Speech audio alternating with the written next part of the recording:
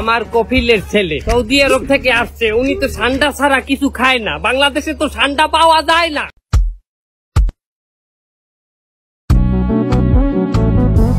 বন্ধুরা, আমরা মনে করি সান্ডা আর গুইসাপ এক, কিন্তু সান্ডা এবং গুইসাপ আলাদা। তারা দেখতে কিছুটা এক হলেও তারা কিন্তু ভিন্ন প্রজাতির। তাদেরকে বলা হয় সম্পূর্ণ ভিন্ন দুই ধরনের প্রাণী।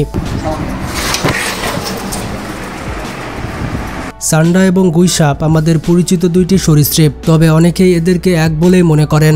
বাস্তবে সান্ডা হচ্ছে ইউরোম্যাস্টি প্রজাতির টিকটিকি জাতীয় একটি প্রাণী। অন্যদিকে গুইসাপ হচ্ছে ভ্যারানাস গোত্রের, যাকে ইংরেজিতে লিজার্ড বলে ডাকা হয়। শ্রেণীবিন্যাস, গঠন, খাদ্যাভ্যাস এবং স্বভাবে সবকিছুতেই তাদের মধ্যে রয়েছে বড় পার্থক্য। সান্ডার দেহ হচ্ছে ছোট এবং কিছুটা চওড়া, আর লেজের দিকে মোটা এবং কাঁটাযুক্ত। এটির লেজই হচ্ছে তার আত্মরক্ষার প্রধান অস্ত্র।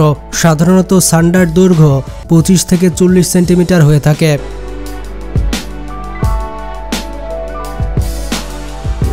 অন্যদিকে গুইসাপ অনেক বড় আকৃতির হয়। গুইসাপের দেহ হচ্ছে লম্বা এবং শক্তিশালী। তার লেজও অনেক বেশি লম্বা এবং মারাত্মক আঘাত করার মতো শক্তিশালী। গুইসাপের দৈর্ঘ্য 1 থেকে 3 মিটার পর্যন্ত হতে পারে। সান্ডা মূলত নিরীহ প্রকৃতির এবং এরা উদ্ভিদভোজী। ঘাস, পাতা, ফুল এমনকি শুকনো গাছপালায় এরা খেয়ে থাকে।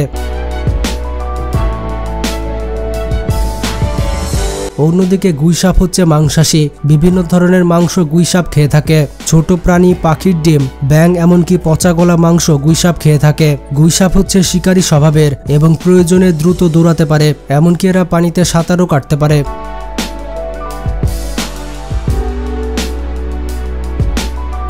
এদিকে সান্ডার মাংস খাওয়া যায়, তবে তার সাথে যুক্ত আছে আইনি, ধর্মীয় এবং নৈতিক নানা প্রশ্ন। এই সান্ডার মাংস বিষাক্ত নয়। যেহেতু সান্ডা উদ্ভিদভোজী এবং বিষহীন প্রাণী, তাই বৈজ্ঞানিকভাবে এর মাংস খাওয়াতে তেমন স্বাস্থ্য ঝুঁকি নেই। পৃথিবীর বেশিরভাগ দেশে, যেমন ভারত, বাংলাদেশ, পাকিস্তানে সান্ডা সংরক্ষিত বন্যপ্রাণী হিসেবে তালিকাভুক্ত। তাই এই সকল দেশে সান্ডা ধরা, হত্যা করা কিংবা খাওয়া আইনত দণ্ডনীয় অপরাধ।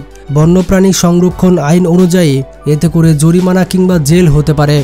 সান্ডা ধীরে ধীরে প্রজনন করে থাকে এবং পরিবেশের ভারসাম্য বজায় রাখতে সহায়তা করে। অতিরিক্ত শিকার এবং কুসংস্কারের কারণে ইতিমধ্যে তাদের সংখ্যা হুমকির মুখে। আরব অঞ্চলে সান্ডার মাংস খাওয়ার ইতিহাস রয়েছে। এর পেছনে আছে সংস্কৃতি, ইতিহাস এবং মরুভূমির বাস্তবতা। আরবের অনেক অঞ্চল, বিশেষ করে সৌদি আরব, জর্ডান, ওমান, সংযুক্ত আরব আমিরাত, এসব জায়গা অনেকটাই মরুভূমি। তাই ঐতিহাসিকভাবে খাবারের উৎস ছিল সীমিত। তাই মানুষ যা পেত সেটাই খেত। বন্ধুরা, সান্ডা একেবারে নিরীহ প্রাণী। এরা মানুষের কোনো ক্ষতি করে না।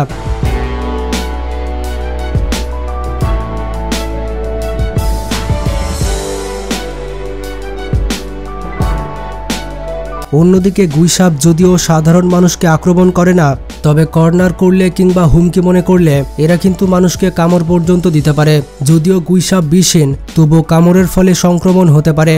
তো মোট কথা হচ্ছে, সান্ডা ও গুইসাপ দুইটাই সরীসৃপ হলেও তারা হচ্ছে দুই ভিন্ন জগতের প্রাণী।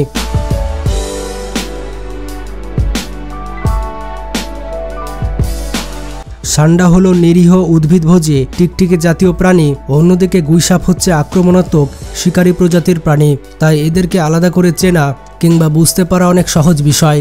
কিন্তু তারপরও বাংলাদেশ, ভারতে এমন মানুষ রয়েছে যারা গুইসাপকে সান্ডা মনে করে খাচ্ছে এবং গুইসাপের শিকার করছে। সোশ্যাল মিডিয়াতে এই সান্ডা নিয়ে ব্যাপক অবস্থা। তো এই বিষয়ে আপনার কি মতামত, কমেন্ট করে জানান।